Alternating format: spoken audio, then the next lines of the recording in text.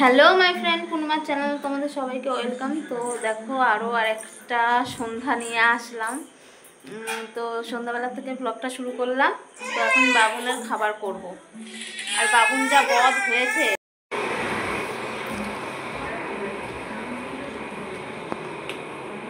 তো এই দেখো আম সব পেরেছে গাছের থেকে, দিয়ে জাগ দিয়ে রেখেছে।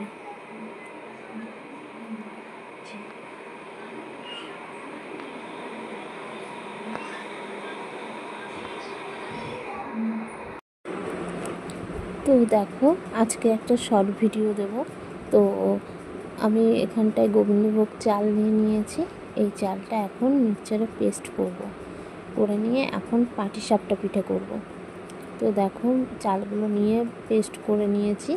এখানে পাটিসাপটা পিঠে করব মাখা সন্দেশ দিয়ে।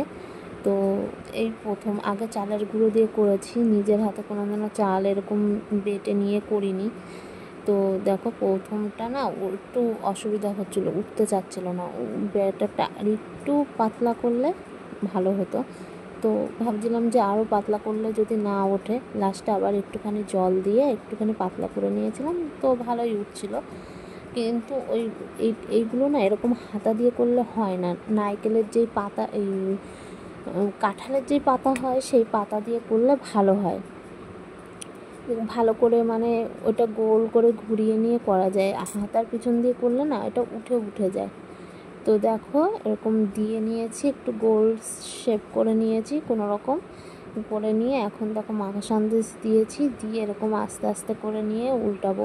প্রথমে দিয়েছিলাম একেবারে কড়া তাওয়াতে লেগে যাচ্ছিলো, হচ্ছিলই না, উঠছিল না। তারপরে আবার একটুখানি ময়দা দিয়ে একটুখানি পাতলা করলাম, করে নিয়ে তারপরে দেখো এখন উঠছে, ভালোভাবে উঠছে। তো দেখো সুন্দরভাবে উঠে গেল। কিন্তু বাজারের কেনা চালের গুঁড়ো দিয়ে করলে না মানে ব্যাটারটা না কেমন যেন একটা পাতলা পাতলা টাইপের হয়। আর এটা বাড়িতে চালের গুঁড়ো ভাঙিয়ে নিয়ে করেছি, তো মানে আঠা আঠা টাইপের হয়েছে, কিন্তু খেতে সুন্দর হয়েছিল। একটু চিনি আর একটু নুন দিয়ে ব্যাটারটা করেছিলাম, করে তারপরে মাখা সন্দেশ দিয়েছিলাম। ওই দেখো পাশে রাখা রয়েছে, ওইটা প্রথমে করেছিলাম, মানে পুরো লেগে গেছিলো, উঠছিল না। তারপর এরকম পরপর সবগুলো ভালোই উঠেছে, ভালো করে তুলে নিয়েছিলাম। তো অনেকটা মাখা সন্দেশ ছিল, মাখা সন্দেশগুলো দিয়ে করেছিলাম।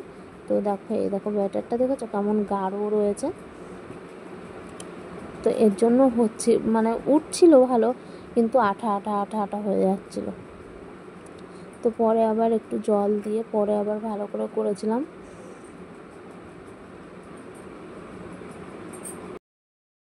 এরকম বৃষ্টি বর্ষার দিনে এরকম পাটিসাপটা খেতেও ভালো লাগে। একটু ঠান্ডা ঠান্ডা না হলে না এরকম পিঠে পাটিসাপটা এগুলো ভালো লাগে না। তো বৃষ্টি হচ্ছিল, মাখা সন্দেশও ছিল ঘরে।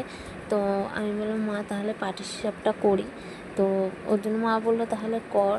আমার যে কি গোবিন্দভোগ চাল রয়েছে, তাহলে গোবিন্দভোগ চাল দিয়ে গুঁড়ো করে নিয়ে করি। তো গোবিন্দভোগ চাল দিয়ে এরকম গুঁড়ো করে নিয়ে করেছিলাম। তো খেতে খুব সুন্দর হয়েছিল।